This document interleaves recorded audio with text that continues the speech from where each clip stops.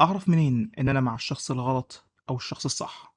سؤال جالنا من أحد المتابعين بعد البودكاست اللي اتكلمنا فيه عن العلاقات السامة والعلاقات الصحية. النهاردة دكتور هبة هتجاوبنا على السؤال دون، لايف كوتش معتمد من الاي سي اف وممارس للعلاج المعرفي السلوكي. أهلا بيك يا دكتور هبة. أهلا بحضرتك. زي ما قلنا في بداية البودكاست، أعرف منين إن أنا مع الشخص الغلط أو الشخص الصح؟ الحقيقة الموضوع كبير. أعرف منين لو قلناها يعني مجرد في نقاط؟ أعرف منين إن أنا مع الشخص الغلط؟ إن أنا ببقى حاسة مع الشخص الغلط إن أنا مش محبوبة، الشخص مش شايفني، مش مهتم بأموري بشكل عام. ببقى متزوجة وفي علاقة، أو مخطوبة وفي علاقة، ولكن دايما بشعر بالوحدة والاحتياج العاطفي وكأنه موجود ولكن لا يسدد احتياجاتي. مش بشعر بالأمان ولا بالثقة، وخصوصا في وقت الاحتياج، وقت المواقف الصعبة، وقت الانفعالات. زي ما احنا أثرنا النقطة دي سابقا، إن أنا ما عنديش حتة الأمان وهو بعيد، ما عنديش حتة الأمان في وجوده، ما عنديش حتة الأمان في انفعالاته. دايما عندي القلق، إيه القادم، غير متوقعة لباترن معين أو نمط معين من السلوك، لأن العلاقة تتسم بعدم الاستقرار، فببقى مش قادرة أحدد القادم.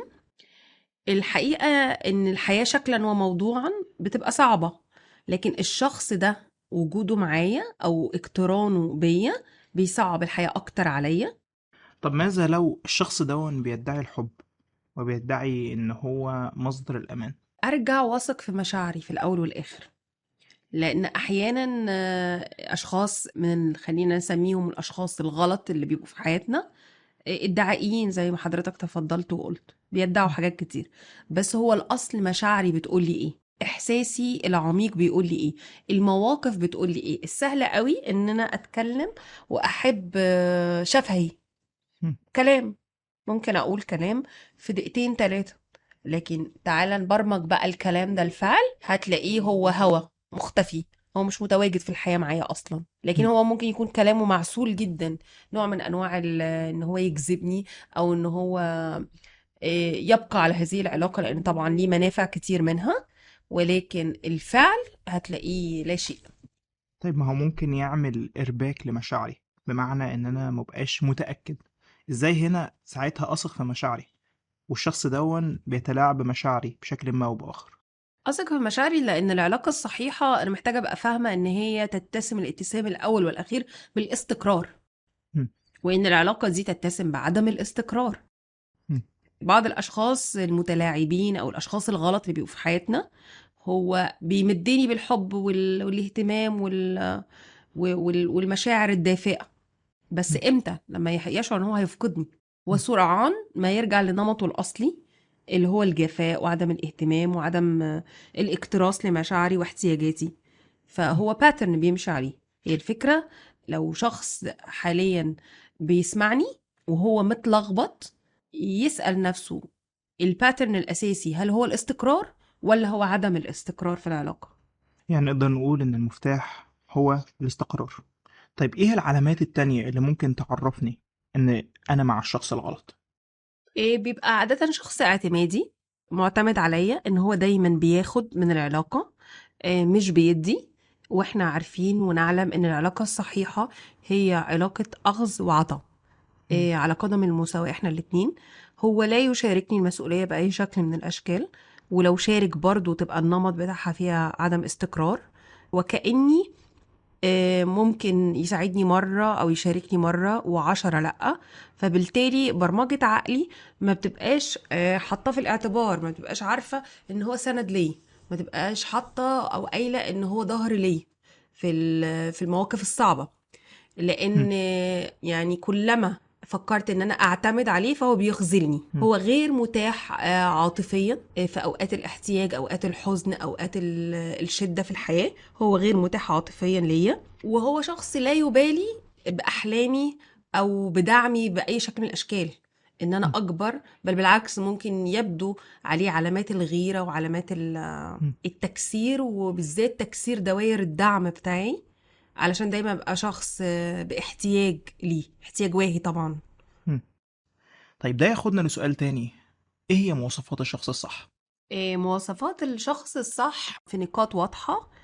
أنا بشعر بأمان في كل تفصيلة من تفاصيل حياتي.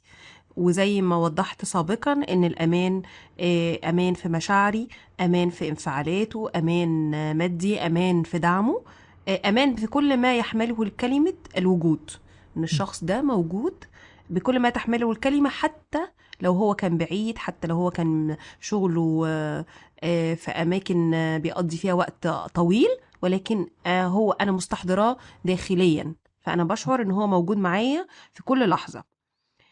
من السمات العلاقة الجميلة دي إن أنا وهو عندنا كيمستري، عندنا كيمياء. وأعني بالكيمياء مش الانجذاب الجسدي فقط، ولكن إحنا عندنا في حديثنا نوع من أنواع الحوار اللي على مستوى هادف، وكأننا بنقرأ يعني نظرات بعض من غير ما نتكلم. الحوار رايح جاي على نفس الليفل من الثقافة ومن العلم. ان هو شخص قادر على العطاء، وقادر على ان هو يصل بيا في منتصف طريق لما الشيء او الايشو اللي احنا بنتكلم فيه مثلا اختلفنا فيه تماما، فهو قادر بحكمته ان هو يصل الى منتصف الطريق، ان هو يتفاوض معايا حتى في اصعب اوقات الاختلاف ما بيننا. يعني هو الشخص اللي بنقدر نختلف معاه.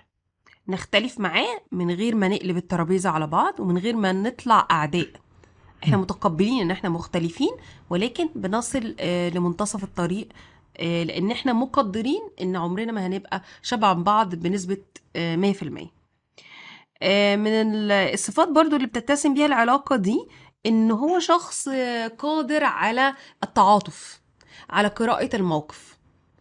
مم. لما انا اكون في موقف ضعف هو قادر يقرأ ده، مش بيختار الأخطاء ويمسكها عليا. لا، هو فاهم ومقدر ان انا في وقت مش احسن وقت بالنسبه لي، سواء وقت مرض، سواء وقت حزن، سواء وقت مود سوينجز بمر بيها، اعتلال مزاج بمر بيه بشكل ريجولر، نظرا لطبيعتي كأنثى. هو قادر يفهم ده كويس. في ما بيننا حب متبادل، في ما بيننا أنشطة بنحبها وبنحب نعملها مع بعض، حتى لو كانت حاجة بسيطة، حتى لو هنقدر نشرب القهوة مع بعض، في وقت مشترك ما بيننا حتى لو كان صغير، بس أنا وهو بنستمتع بده واحنا بنعمله. أكبر حاجة بتميز العلاقة إن قيمنا متشابهة، يعني أنا براعي الآخرين وهو بيراعي الآخرين. صعب إن أنت تلاقي علاقة صحيحة إن أنا مثلا أراعي الآخرين وهو مثلا لا يبالي بالآخرين، أو مم. لا يعني يستهين بمشاعرهم على سبيل المثال. لا، احنا الاتنين عندنا الفاليوز، عندي فاليو الصدق وهو عنده فاليو الصدق. انا بقدر حريته ومساحته وهو بيقدر حريتي ومساحتي في الحياة. شخص مسؤول ويعي بشكل واعي جدا دوره في الحياة. يعني ايه دور زوج، يعني ايه دور اب، يعني ايه دور اخ، يعني لا يخلط الادوار مع بعضها، لا يخلط العلاقات مع بعض. عارف كويس قوي حق الام، عارف كويس قوي حق الزوجة، عارف حدود ممكن يحطها مع الاخت، عارف كل حاجة بتتعمل ازاي وايه دوره تماما فيها. مش ممول للمال فقط، لا، مم. هو عارف كويس قوي الدور بتاعه. عنده القدرة ان هو يتطور ويخليني متطورة معاه، ويسعد بتطوري، ويسعد بحلمي، ويقف في ظهري. زي ما دايما بنقول وراء كل رجل عظيم امرأة، وراء كل امرأة عظيمة رجل. مم. الموضوع على قدم المساواة الحقيقة، لاني انا وهو مراية بعض. وده يمكن احنا بنشوفه في الحياة. الزوجة السعيدة من غير البارتنر بتاعها تقدر من وشها تقدر تقول ان هي في علاقة سعيدة، مم. من اهتمامها بذاتها، من شياكتها، من اقبالها على الحياة. مم. والزوجة اللي في علاقة سمية او مع شخص غلط تقدر تقرا ده من انطفاء وجهها. مم. اذا العلاقة بتضفي بريق ما على العيون وعلى الوجه، انا اقدر ان انا اقراه حتى لو انا ما شفتش شريك الحياة. وفي الاخر عايزين نقول ان مفيش حاجة بيرفكت، مفيش حاجة 100%، بس الشخص ده قادر ان هو يطلع افضل ما في العلاقة بافضل ما في الامكانيات اللي في ايديه. فده يمكن ملخص العلاقة الصحيحة.